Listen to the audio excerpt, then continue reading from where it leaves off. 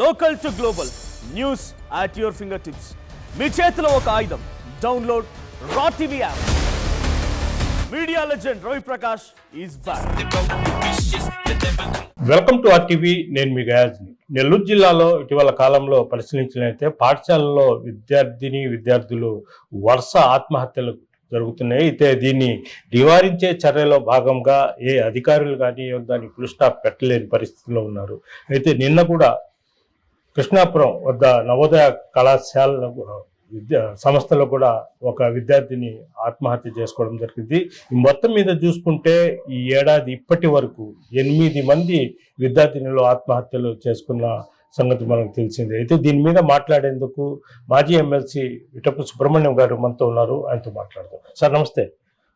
Sir, Nellore జిల్లాలో అంటే ఈ ప్రైవేట్ కావచ్చు, ప్రభుత్వ పాఠశాలలో విద్యార్థులు సుమారు ఇప్పటి వరకు 8-9 మంది ఆత్మహత్య చేసుకున్నారు. ఈ నివారణ చర్యలు ఏందో, అసలు ఆత్మహత్యకు ఏ పోలీస్ స్టేషన్కి వెళ్ళినా ఒక ఘటన జరిగినప్పుడు వాళ్ళు మానసికంగా బాగలేని కారణంగా చనిపోయారు, లేదంటే వాళ్ళ పెద్దలు, లేదంటే లవ్ అని ఆ విధంగా క్రియేట్ చేసి చేస్తాను. కానీ అసలు లోతుగా విచారించే పరిస్థితి లేదు. దీని మీద మీరు ఎలా చూస్తారు? ఎలా దీన్ని అరికట్టే మార్గం ఏంటి? విద్యార్థుల్లో ఆత్మహత్యలు అనేది భారతదేశంలో చాలా తీవ్రమైన సమస్య. ఒకనొక సందర్భంలో సుప్రీంకోర్టు దీని మీద ద సూయిసైడ్స్ ఆఫ్ ఎపిడమిక్ అంటే ఆత్మహత్యల మహమ్మారి అని వ్యాఖ్యానించింది. 2022లో భారతదేశంలో 1,71,924 ఆత్మహత్యలు జరిగితే అందులో 7.6% అంటే 13,600 పైగా ఆత్మహత్యలు విద్యార్థులే. ఈ మధ్యకాలంలో 2023లో అనుకుంటాను యూనివర్సిటీలలో 6,500 పిల్లల మీద ఒక సర్వే జరిగింది. ఆ సర్వేలో ఏం తెలిసింది అంటే, వాళ్ళు చెప్పింది, పిల్లలే చెప్పింది, 12% మంది విద్యార్థులు మేము ఏదో ఒక సందర్భంలో ఆత్మహత్యకు పూనుకోదలిచామండి, మళ్ళీ వెనక్కి వచ్చాము, అక్కడ దాకా వెళ్ళాము అని చెప్పారు. అలాగే ఇది పెరుగుతోందని కూడా 2023 గణాంకాలు చూస్తే 2022 కంటే 28% ఎక్కువయ్యాయి భారతదేశంలో. ఎస్కేపింగ్ ఎడ్యుకేషన్ డెత్ వ్యాలీ అంటే ఈ మృత్యు కుహరంలో నుంచి బయటపడడం ఎట్లా అనేటటువంటి ఒక పెద్ద చర్చ కూడా ఈ మధ్య స్టార్ట్ అయింది. స్నేహ లాంటి ఆర్గనైజేషన్లు దీని మీద తీవ్రంగా కృషి చేస్తూ ఉన్నాయి. కేంద్ర ప్రభుత్వం కూడా NSPS అని ఒక స్కీమ్ కూడా తీసుకొని వచ్చింది. దీనికి నేషనల్ సూయిసైడ్స్ ప్రివెన్షన్ స్ట్రాటజీ అనేటటువంటిది తెచ్చింది. ఇవన్నీ జరుగుతూ ఉన్నాయి. ఏది ఏమైనా ఈ ఆత్మహత్యలు మాత్రం ఏమీ తగ్గడం లేదు. ఒక నెల్లూరు జిల్లాలోనే 1 సంవత్సరంలోనే 8 మంది పిల్లలు చనిపోయినారు అని అంటే చాలా బాధాకరమైనటువంటి విషయం. ఇంకొకటి సార్, ఒకే యాంగిల్, ఒకే స్టైల్లో అంటే చిన్నితో ఉరియేసుకోవడము అలాంటివే జరుగుతుంది. వేరే విధంగా అంటే పిల్లలు హాస్టల్లో ఉండే వాళ్ళకి సులభమైనటువంటి ఆత్మహత్య అవకాశం వీటి వల్లనే. ఇప్పుడు కోట ఉంది కదా రాజస్థాన్లో, అది పెద్ద కోచింగ్ ఫ్యాక్టరీ కదా, దాదాపు 2 లక్షల మంది విద్యార్థులు అక్కడ చేరతారు. ఒక్కో సంవత్సరం ఎంత లేదన్నా 30 మంది, 28 పోయిన సంవత్సరం 28 మంది విద్యార్థులు అక్కడ చనిపోయారు. ఎలా చనిపోయినారు అని అంటే అందరూ ఫ్యాన్లకు ఊరేసుకొని చనిపోయినారు. అప్పుడు ఈ యాజమాన్యాలు అన్నీ కలిసి ఫ్యాన్లకి సెన్సార్లను పెట్టాయి. అంటే ఉరేసుకోవడానికి ప్రయత్నం చేస్తే వెంటనే వాళ్ళకి తెలిసిపోయేటట్టుగా. రెండోది మీరు చెప్పినట్టు చున్నీతో వేసుకోవటం, అమ్మాయిలు కానీ అయినట్టు కానీ అయితే వాళ్ళకి సులభంగా అందుబాటులో ఉంటుందని. కాబట్టి ప్రత్యేకమైన ఇది కాదు, మెథడ్ ఈజీ మెథడ్, వాళ్ళకి అందుబాటులో ఉండేటటువంటి మెథడ్ కాబట్టి అలా చేసుకోవచ్చు. పిల్లలు అయితే రాత్రులు ఫ్యాన్ తిరుగుతూ ఉంటుంది, ఫ్యాన్లో చేసుకోవచ్చు. ఇది ఎంట్రన్స్ తాగడము లేకపోతే రైలు కింద పడడము చేయలేరు కదా పిల్లలు, స్కూళ్ళల్లో కాలేజీల్లో ఉండేవాళ్ళు. అందువల్ల ఇలా జరుగుతోంది. చాలా బాధాకరమైనటువంటి విషయం ఇది. అయితే ఎందుకు ఇలా జరుగుతోంది అనేది అసలు విషయం. ఇందాక మీరు అన్నట్టు ఏదో ఒక అంశాన్ని పట్టుకొని గన్ షాట్గా ఇలా జరిగిపోతుంది, అన్నిటికీ ఇదే కారణము అని చెప్పి తప్పించుకోవడం అనేటటువంటిది కరెక్ట్ కాదు. ఇది ప్రధానమైన ఒక అంశం విద్యారంగ పాలసీలలో నుంచి వచ్చినటువంటిది. ఇది ఎడ్యుకేషన్ అంటే కేవలము పోటీ పరీక్షలకు తయారు కావటం, మిగతా వాళ్ళని అందరినీ తోసేసి పిల్లలు ముందుకు పోవటం, అందరూ ఒకే రకమైనటువంటి చదువుల్లో ఒకే రకమైన అంశంలో ముందుకెళ్తారు అని చెప్పి అనుకోవటం, దానికి తగినట్టుగా స్కూళ్ళు కాలేజీలు ఏర్పడడం, వాటికి అసలు అంతకంటే మించి చదువు అంటే ఏందో తెలియనటువంటి దౌర్భాగ్యం, పిల్లలకి వాళ్ళ ప్రతిభను బయటకు తీయటం కానీ, వాళ్ళకి ఆత్మస్థైర్యాన్ని ఇవ్వడం కానీ, ప్రపంచంలో వాళ్ళు మెలగడానికి కావలసినటువంటి సామర్థ్యాలని అందించడం కానివ్వండి, అసలు ప్రపంచాన్ని అర్థం చేసుకోవటం కానివ్వండి, వీటికి సంబంధించినంత వరకు మన విద్యారంగంలో మరీ ముఖ్యంగా ఈ ప్రైవేటు కోచింగ్ విద్యారంగంలో ఏమాత్రం అవకాశం లేదు. అసలు ఆ వైపు నుంచి వాళ్ళు ఆలోచించటమే లేదు. చాలా దుర్మార్గంగా వాళ్ళు ఆ రకమైనటువంటి దీన్ని చేస్తున్నారు, క్రూడ్గా కూడా చేస్తున్నారు. వాళ్ళు ఏమాత్రం నిరసనను వ్యక్తం చేసేదానికి వీలు లేకుండా, మాట చెప్పడానికి కూడా అవకాశం లేకుండా చాలా దుర్మార్గంగా కూడా వ్యవహరిస్తున్నారు. నిరజారెడ్డి కమిషన్ దీని మీద చాలా ప్రైవేట్ కాలేజీలు, మరీ ముఖ్యంగా ఈ కార్పొరేట్ జూనియర్ కాలేజీలు బౌన్సర్లను పెట్టుకొని ఉన్నారు. బౌన్సర్లు అంటే రౌడీలు మాటలో చెప్పాలంటే వాళ్ళను పెట్టుకొని ఉన్నారు. ఒక్కొక్క కాలేజీలో 5 మంది 6 మంది ఉన్నారు అని ఆమె రాసింది. గవర్నమెంట్ వేసిన కమిషన్లో నుంచి రాసినటువంటి రిపోర్టే ఇది. ఈ రకమైన చదువులు పిల్లల్ని ఆత్మహత్యల వైపుకు పురికొల్పక ఏం చేస్తాయి? ఎందుకనంటే అందరూ రాణించలేరు, ఎక్కడో చోట వెనకబడతారు. మిగతా వాళ్ళందరితో అందరూ పోటీ పడడం అనేది సాధ్యం కాదు. ఇందులో తల్లిదండ్రులు అది నెక్స్ట్ నేను దానికి రాబోతున్నాను. అయితే ఆ రకమైన చదువుల్ని పరిగెత్తి కోరుకుంటున్న వాళ్ళు ఎవరు? తల్లిదండ్రులే కదా.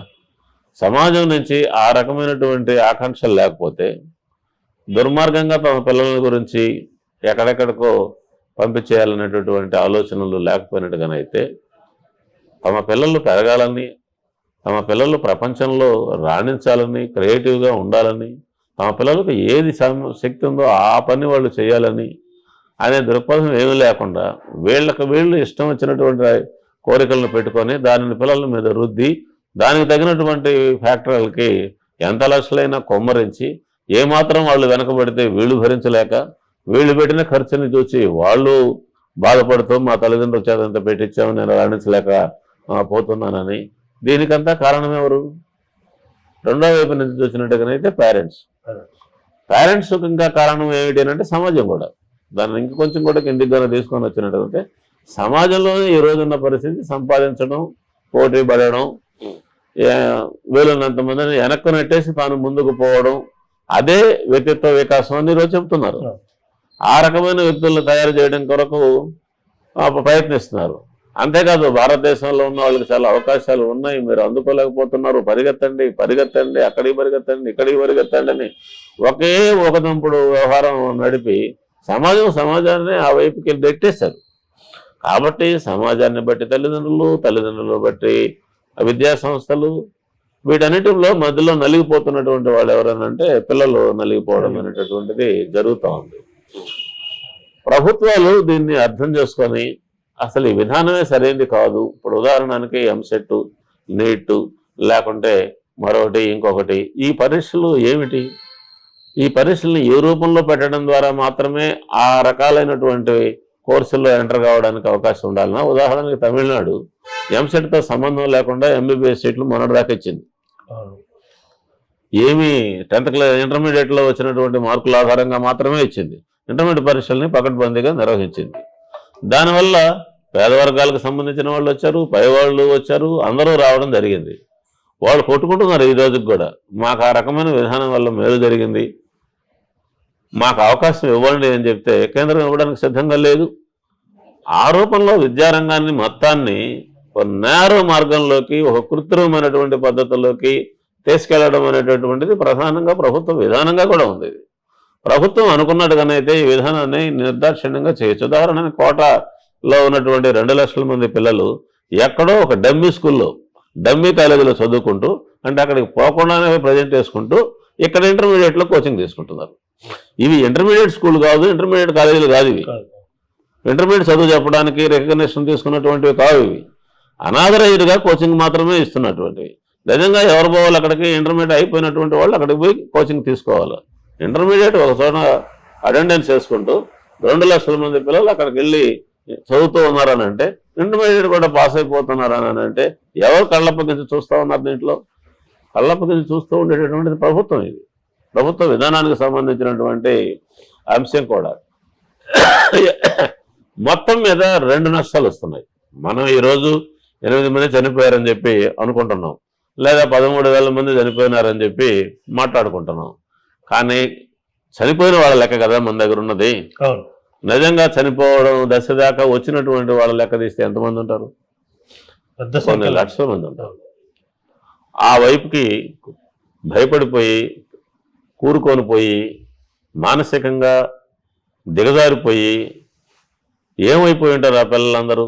ఒకవేళ ఏదన్నా వాళ్ళ తల్లిదండ్రులు మంచివాళ్ళు అర్థం చేసుకోనో వెనక రావచ్చు, లేదా ఒక క్షణంలో వచ్చిన ఆవేశం పక్క క్షణంలో లేక బయటపడి ఉండొచ్చు, ఏమైనా ఉండొచ్చు. మొత్తంగా పిల్లల యొక్క మానసిక స్థితి ఏమై ఉంటుంది, వాళ్ళు ఎంత బాధని అనుభవించి ఉంటారు.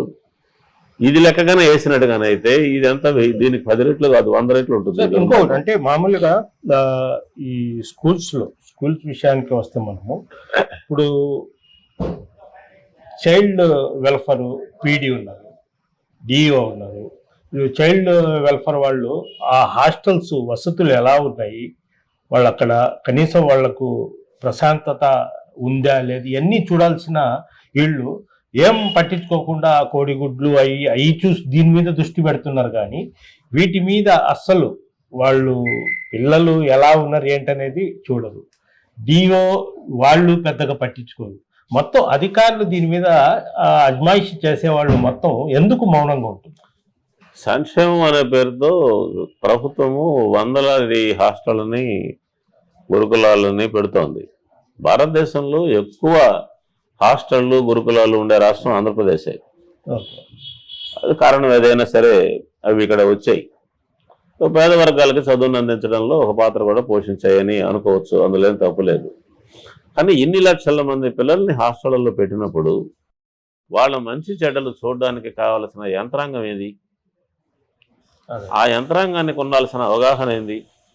పేద పిల్లల్ని ఒక చోటికి తెచ్చినప్పుడు రకరకాల నేపథ్యాలు ఉండేటటువంటి వాళ్ళని ఇంటికి అమ్మా నాన్నకు దూరం చేసి ఒంటరిగా ఇక్కడ తెచ్చిపెట్టినప్పుడు వాళ్ళని ఎలా చూడాలా, వాళ్ళ బాగోగులు ఏమిటి అనేది అర్థం చేసుకోగలిగినటువంటి యంత్రాంగం, ఉద్యోగులు, అధికారులు, పాలసీ, పద్ధతి ఏమున్నాయి కనుక. కాబట్టి పిల్లలకి అన్నం పెడుతున్నాం, ఒక చోట కోలాయిస్తున్నాం అనేది తప్ప వాళ్ళ మంచి చెడ్డలు చూడడానికి తగినటువంటి పరిస్థితులు ఏమీ లేవు. ఉన్నవి కూడా నిర్వీర్యం. వాళ్ళకి ఎంతసేపటికి ఆ చిక్కీలు లెక్కేయమనో, లేకపోతే మరొకటి లెక్కేయమనో, బాత్రూములు బాగున్నాయో లేదో ఫోటోలు తీయమనో చెప్పడం తప్ప పిల్లలకు దగ్గరగా సన్నిహితంగా ఉండి వాళ్ళు ఏ వైపుకు ప్రయాణం చేస్తున్నారు అనేటటువంటి దాన్ని అర్థం చేసుకోగలిగినటువంటి సిస్టము లేదు. అలా నా అభిప్రాయం అయితే ఈ మారుతున్నటువంటి కాలంలో పిల్లలు 11వ తరగతి దాకా 12వ తరగతి దాకా తల్లిదండ్రుల దగ్గర ఉండడమే కరెక్టు. ప్రపంచవ్యాప్తంగా ఈ రకంగా యూనివర్సిటీలు లేకపోతే హైయర్ ఎడ్యుకేషన్ దగ్గరికి వచ్చేటప్పటికి అక్కడికి పోయి హాస్టళ్లలో ఉండడం అనేటటువంటిది జరుగుతుంది. కానీ 3వ తరగతి నుంచి 4వ తరగతి నుంచి పిల్లలందరినీ తీసుకొచ్చి హాస్టళ్లలో పెట్టి ప్రభుత్వానికి అప్పచెప్పడము, లేకపోతే వార్డన్లకు అప్పచెప్పడము, ఇంట్లో ఫోన్ ఉంది లేకపోతే ఇంట్లో మాట వినడు అని చెప్పి తీసుకెళ్ళి ఎక్కడో దోసేయడం అనేటటువంటిది ఇది మన దేశంలో ఉన్నటువంటి ఒక పెద్ద జైల్లో వేస్తే వీళ్ళు చెడిపోకుండా ఉంటారు, నేరాలు చేయకుండా ఉంటారు అన్నట్టుగా ఉంది తప్ప బడిలోకి పిల్లల్ని పంపడం అనేది గురుకులాలకి. ఇంట్లో తమ దగ్గర ఉంటే పిల్లలు వాళ్ళ భావోద్వేగాలని పంచుకుంటారు, వాళ్ళ మంచి చెడ్డలు మనం చూడొచ్చు, మన దగ్గర ఉండాలా, వాళ్ళు తల్లిదండ్రులు అబ్జర్వేషన్ ఉండాలి. అది అసలు అది ఒక రూలే కాదు, అది ఒక పద్ధతి కూడా. ఎక్కడా ప్రపంచంలో ఈ రకంగా చిన్నపిల్లలను తీసుకెళ్లి గురుకులాల్లో లేకపోతే హాస్టల్లో వేయడం అనేటటువంటిది లేదు. గవర్నమెంట్ కూడా వీళ్ళందరికీ మంచి చదువు వాళ్ళకి అందుబాటులో ఉండేటటువంటి చోట చెప్పటం అనే దానికి ఓపిక లేక మభ్యపెట్టే దాని కొరకు ఈ పిల్లలందరినీ తీసుకెళ్లి హాస్టళ్లలో వేయడం అనేది జరుగుతుంది. మనం ఈ హాస్టల్ చూస్తున్నాం, మరీ ట్రైబల్ హాస్టల్ కన్నా చూసినట్టు కన్నా అయితే కన్నీళ్ళు వస్తాయి. పాపం ఎక్కడి నుంచో దూరంగా వస్తారు, వాళ్ళు అడవుల్లో కొండల్లో తిరుగుతూ ఉండేటటువంటి పిల్లలు, వాళ్ళు బడిలోనే కుదురుగా ఒక చోట ఉండలేరు. అలాంటి వాళ్ళని తీసుకొచ్చి మరీ 3వ తరగతి నుంచి ట్రైబల్ వెల్ఫేర్ ఆశ్రమ పాఠశాలల్లో 3వ తరగతి నుంచే రెసిడెన్షియల్ సిస్టమ్ ఉంది. 3వ క్లాస్ అంటే ఎంత ఉంటుంది, పిల్లవాళ్ళు ఎంత ఉంటారు, అందులో ట్రైబల్ పిల్లలు ఎంత ఉంటారు, వాళ్ళని తీసుకొచ్చి అక్కడ పెడితే వాళ్ళనంత ప్రేమగా జాగ్రత్తగా చూసుకోగలిగినటువంటి యంత్రాంగం మన దగ్గర ఉందా? అసలు అది సాధ్యం కూడా అవుతుందా ఒకవేళ చేయాలన్నా కూడాను? అందులో ఈ పాలసీ తప్పు.